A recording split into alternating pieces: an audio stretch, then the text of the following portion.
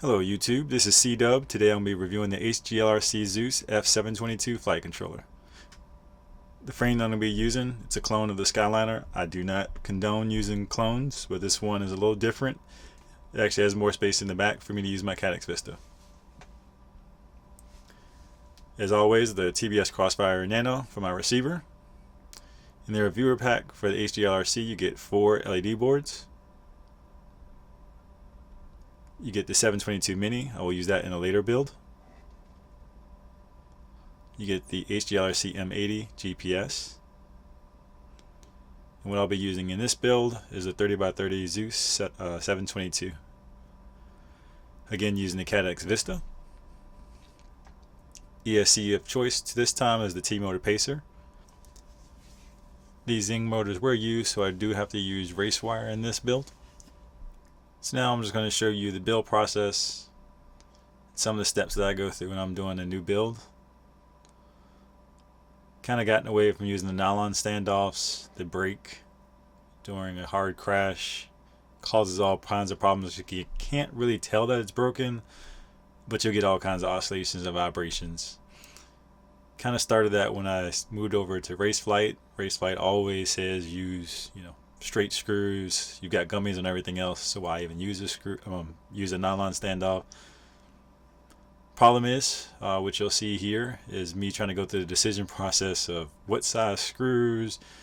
Do I want to go all the way through? Do I want to, do a little different? Do I want to use spacers? Do I want to use just the gummies? Do I want to use the vibration standoffs?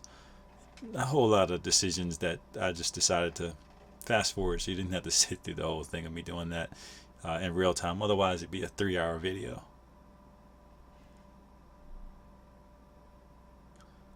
Don't ask me why. I don't know why I fit that first instead of putting the ESC in, but I woke up.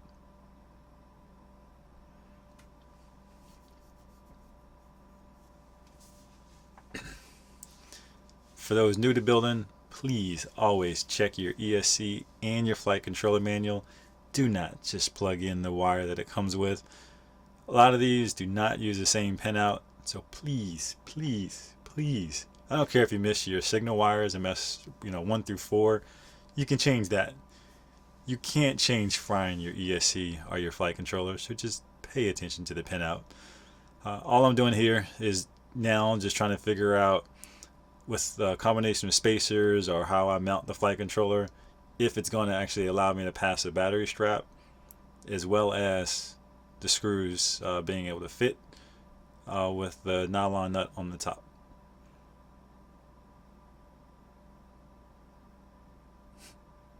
Me abandoning once again another iteration, deciding to finally measure it out and see what the problem is.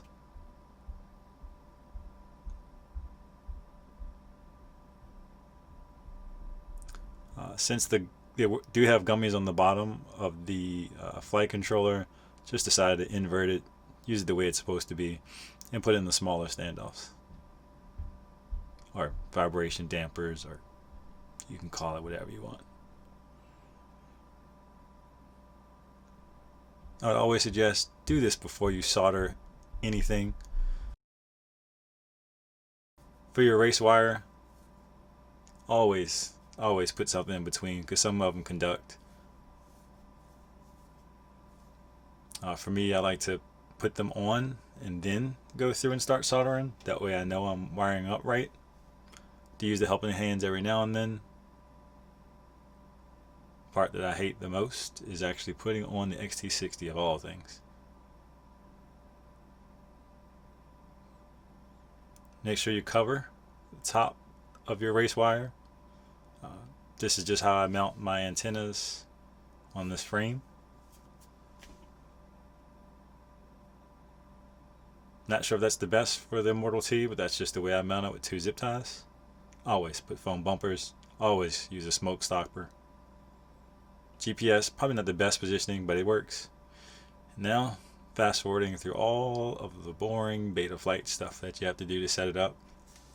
What I like to always do is do my firmware flash, but before I do that, I get a dump of your flight controller.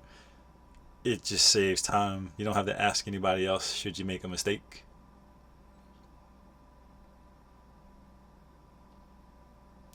using the setup configuration based off of the diagram that you get. One thing I forgot to do here was actually turn on GPS, so that step was skipped, but hey, this is all fast forward anyway, just to run through it really quick. Me setting up my transmitter, setting up my modes, and just checking motor direction. One thing I did not record here was setting up the OSD, but that's simple. Now time for a flight. So for a maiden, not too bad. It was drizzling. Probably shouldn't take it out, but again, this flight controller actually has conformal coating already on it. Now just me getting used to the rates. Props always make a difference. I own too many props. I need to scale down and stop buying so many to play with.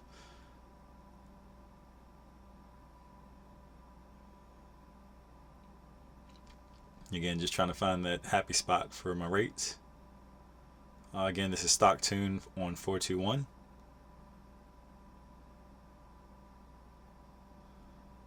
So yeah, as you can see, not a not a bad flight controller. I actually have two of these, considering getting another one. One is the first one that I had is on an analog build. I'll show that towards the end. I still fly analog. I wanted it for the cheater quad, so I actually wanted to build one that had dual cameras.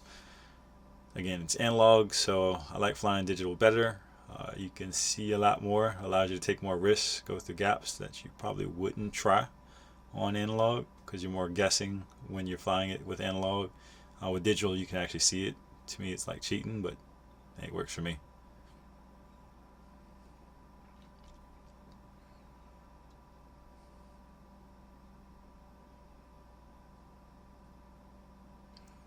I did not do this video as a I guess as a stop and go. I did actually go through and cut out some stuff. Love you guys in YouTube, but yeah, I did cut out license plates and house address and stuff like that. I'm only here for the flight, right? You don't care where I live. I hope.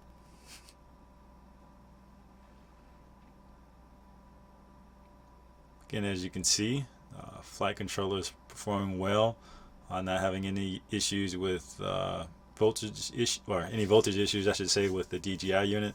The 9-volt rail that's on that on the Zeus is just fine.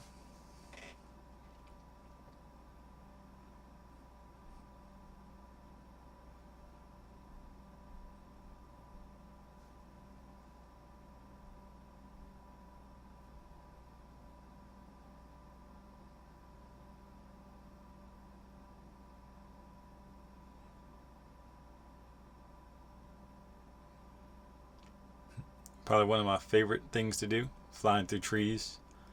It's just once I moved over to the digital, again, the risk you'll take, it's just amazing.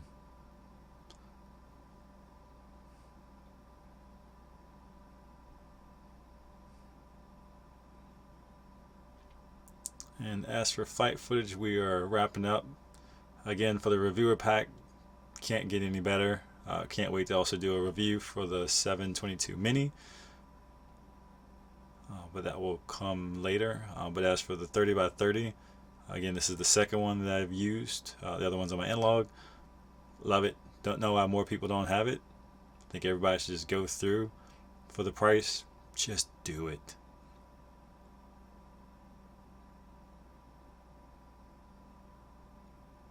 And that is it for the flight video.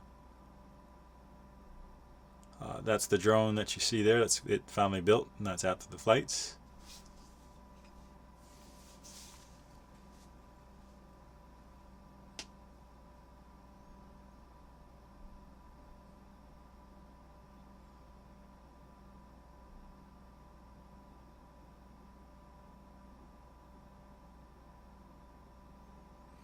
This is the analog build that I mentioned. Cheater quad again, camera in the back. For those that know, these are the subscription box, motors, and frame, and skids. On this one I used the LED board on the bottom. I just only needed the one. don't do a lot of night flying, so I didn't need all the lights. And as you can see, I didn't have them on my digital, but they do work. Alright, thanks for watching.